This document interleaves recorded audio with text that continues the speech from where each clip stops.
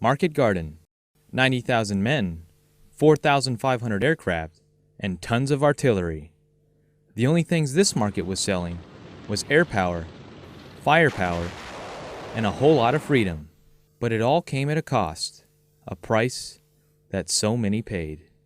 3 months after D-Day in September of 1944, British Field Marshal Bernard Montgomery persuaded American Supreme Allied Commander General Dwight D. Eisenhower to join the largest multi-day airborne operation in history. Market Garden was its name, and it was actually a two-part offensive, Market and Garden. Market was the airborne part of the operation, consisting of more than 40,000 troops. Their objective was to secure Highway 69, also known as Hell's Highway, and capture 5 key bridges in the cities of Zaan, Veghel, Grave, Nijmegen, and Arnhem. The highway and bridges would allow Allied troops to bypass the infamous Siegfried Line. Better known as the West Wall, the Siegfried Line was a defensive front along the western border of Germany, fortified with tanks, bunkers, and vehicle traps. It was hundreds of miles long, stretching from the Germany-Switzerland border to the town of Kleve. Garden was the ground part of the operation, consisting of roughly 50,000 ground troops and armored tanks from the British 30 Corps. Having already swept through France and Belgium in the summer of 1944, their objective was to continue moving north on Highway 69, reuniting with Allied airborne troops, and advancing into northern Germany. With the combined effort of Market and Garden, the Allies were expecting to move armored units into northern Germany, attack and secure Ruhr, Germany's industrial powerhouse, and continue fighting their way to Berlin, ending the war by Christmas of 1944. But the Allies were unsuccessful, capturing only 4 of the 5 key bridges. The last critical bridge in the city of Arnhem remained under German control until the end of the war. Now, despite much of history calling Market Garden an Allied failure, others see it a little bit differently. We are already 70 years liberation, and that's why we're doing this here, to thank all the veterans, all the people who landed on the coast from Europe, so we can now celebrate that. And we can remember all the soldiers who died for us. For the Dutch city of Eindhoven, September 18th, 1944 was their Independence Day. To honor the operation that freed them from German control, Eindhoven hosts a commemoration every year for Market Garden. This year's the 70th anniversary, which means even the youngest World War II vet is nearly 90. From parades to reenactments, the Dutch spare no expense in showing their appreciation and respect to service members both past and present. People here just glad to see Americans wearing American flags, reenacting what had happened. It makes you proud to be a military member, and it's impressive how many people's lives that we touched back 70 years ago. Arguably the most exciting festivity, with 8 countries participating, was the airdrop. 2 American C-130J Super Hercules from the 37th Airlift Squadron were just a couple of the planes transporting paratroopers to reenact the drops of 1944. It was eye-opening to me how important Operation Market Garden was to the Dutch. There were about 20,000 people at the drop zone watching people jump out of airplanes. I've never seen anything like that. So it was amazing to me that the Dutch hold Operation Market Garden in such esteem. The 37th Airlift Squadron, based out of Ramstein Air Base in Germany, has an extensive World War II history. 7 decades ago, it was designated as the 37th Troop Carrier Squadron with the call sign of Whiskey 7. One of the main aircraft used by the Allies in World War II, the Douglas C-47 Skytrain, is what the 37th used to transport troops and cargo in support of numerous operations, including D-Day and Market Garden.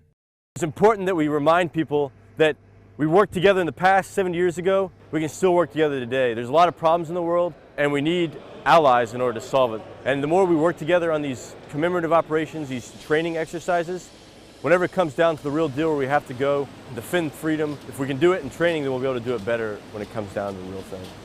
But before the airdrop, the paratroopers had a chance to meet someone special, an encounter that many will remember for the rest of their lives. Meet Mario Patruno, a 93-year-old Army veteran of the 101st Airborne Division. He jumped in both D-Day and Market Garden, was wounded in both operations, and awarded 2 Purple Hearts. Summer 17, 40,000 of us jumped in Holland. We were to open a corridor 40 miles long for the British tanks. They were supposed to be in Berlin by Christmas '44. We jumped down in 101st and the southern end near Zahn. Our objective was Eindhoven, Best, Veckel, the bridges and the highway, open the highway. We took Eindhoven on the 18th, and the tanks came on this morning of the 19th. My buddy and I, he says, let's get on the tanks and be the first, one of the first to get into Berlin. So we got on, and we rode the tanks up Hell's Highway. It took us 7 hours to go 30 miles. Oh, it was murder. We get to Nijmegen Bridge.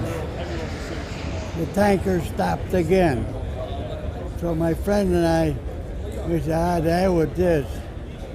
We joined the 505, 82nd at Nijmegen. And they were gonna street fight, street to street, house to house.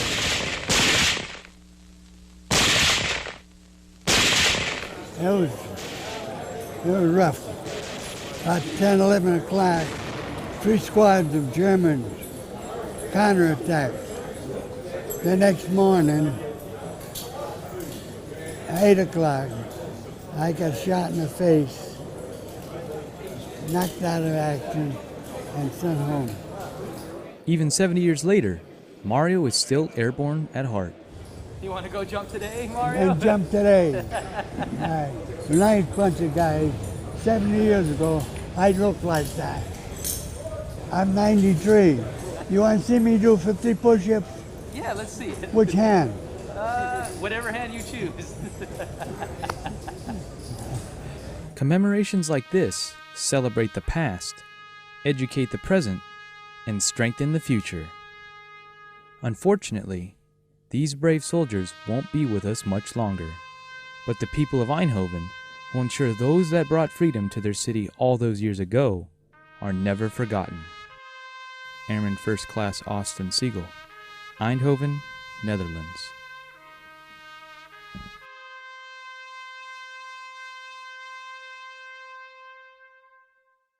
We got very, very lucky that we are still, after 70 years, still have peace here in the Netherlands, and we all sang that to the Allies. And that's all I want to say, sir. Thank you very much.